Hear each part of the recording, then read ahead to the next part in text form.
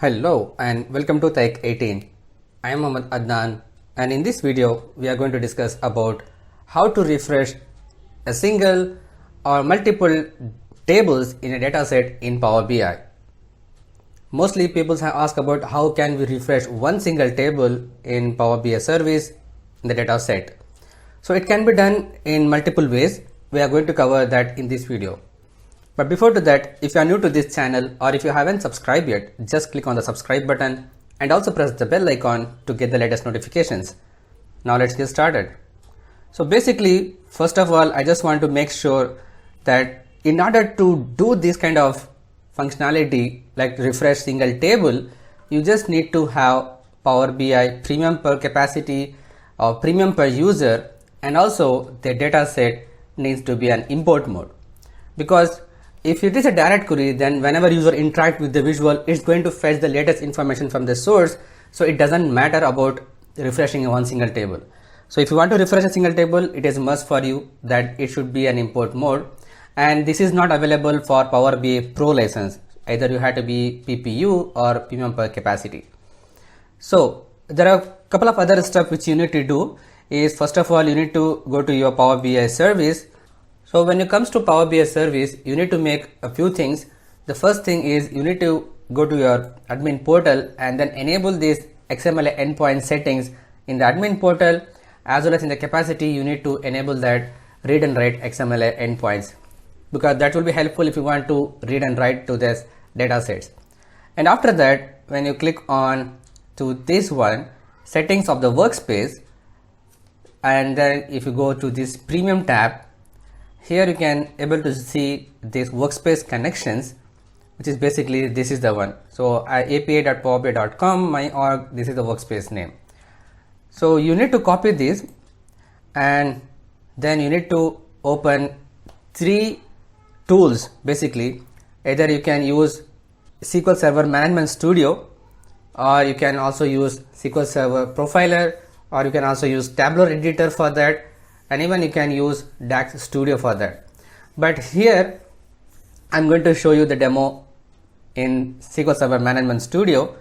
Basically, this Power BI dataset, everything is a kind of SSAS analysis services which is running behind the scene. So you can go to this connect and then connect object, and here you need to select few things. In the server type, instead of database engine, you need to select analysis services, and then you need to copy and paste your API, which is this one. And after that, you have three options: Windows authentication, password, and multi-factor authentications. And you need to select this one. You need to provide your email ID, and then you need to sign in with your credentials. That's it. So once you have done so, then it is going to connect with your credentials, and after that it will give the list of available data sets inside to that. So dataset is nothing but Power BI dataset itself in Power BI service. So here if I expand this one, I am able to see project management regional sales taik18 SQL Azure. So this is the one which I am going to work on. So this is one of the report which we have, and inside to that, if I expand this here, these are all the tables which we have, and these are the local table is basically because I have enabled this auto date time functionality in that report. So it has created a temporary calendar table. So basically I want to refresh only this sales product category.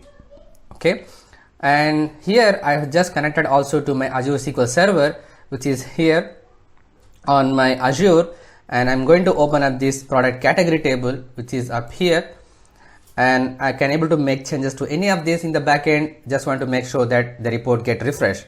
But before to that, let's see how the report looks right now.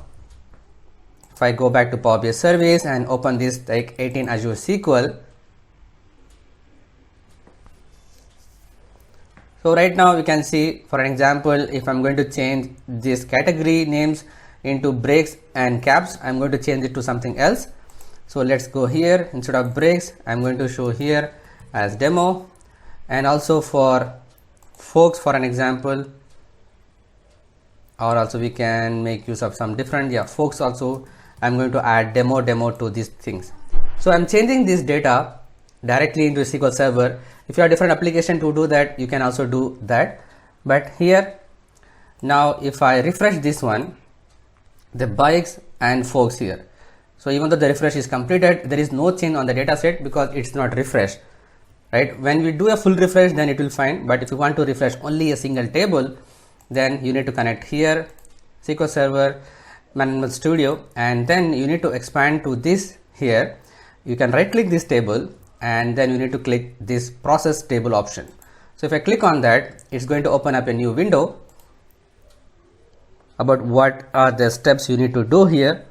So here is the one. So if I click on this mode here, select the processing mode and the objects to process, there are 5 options available here: process default, full, data, clear and defrag. I will add this documentation from Microsoft about what are these functionality is all about in the description of this video. Please go and check out that as well. But generally, if you click on this default, it's going to give the information here. Process default means loads data into unprocessed partitions or tables, hierarchy, relationship and calculate columns for affected tables are updated. So there are dot here. It means we can create multiple partitions in SQL Server, right? So the same way we can also create partitions in Dataset using tabular editor. Or if you have just single table, it's going to process that. What are the things it's going to process is hierarchies, relationships and calculate columns for these tables. And process full means load data into all partitions or all tables, the selected one specifically. What are the changes it will affect is hierarchies, relationships and calculate columns for all tables. So if you see here, we have option to select here. If you can select just one, you can also do that. If you want to select multiple things also here, you can also do that here. But at the moment, I'm going to just click on this product category and then I'm selecting this as a full refresh, and also you can click on OK here.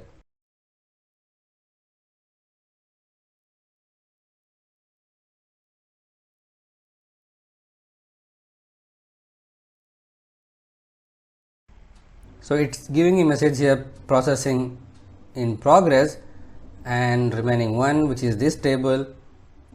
You have option also to stop the processing if you want. Yeah, now the process is successfully completed and you can close this window. And now let's go to Power BI service. I'm not doing any refresh in the Power BI dataset here. I'm just now refreshing these visuals. Now you can see the breaks and the fork. So both of them is changed now and you can see the value difference here. So I have not refreshed the dataset, I just refreshed the table in behind the scene, like in SQL Server Management Studio, you can do that. So another way of doing that is basically you can do the same thing, right click this table and then process table, and after that, so here I'm going to select process as a full, and on the top you can see there is a script option here. So I'm going to click on this arrow and then script action to a new query window. Okay, so it's going to give us the JSON output here, which is basically it's refreshing the full of this database dataset, and inside to that this is a table name.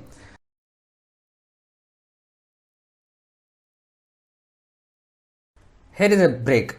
So I have just started a project TechMail which consists of almost all these tools necessary for the project development from requirement phase and everything. So if you have not gone through that, I'm going to add the description of that project also on this one. Please go and check out that videos as well. You can copy this script and then you can make use the same process in Tabular Editor 3, not 2. 2 is actually free, but the 3 is a license which you need to buy. So if you use that in Tabular Editor 3, you can also make the same process over there. I'm going to add a couple of other links also to this report on this video description, so that you can also refer. There are other ways to do the refresh for Power BI dataset here. So this is all about refreshing a single or multiple tables in Power BI dataset. If you like this video, just click on the big thumbs up button. If you are new to this channel or if you haven't subscribed yet, just click on the subscribe button and also press the bell icon to get the latest notifications. But make sure you turn on the notification on your devices. Share it with your friends and colleagues. If you have any queries and feedback, just post it on the comment section below. Thanks for watching. Keep learning. See you in the next video.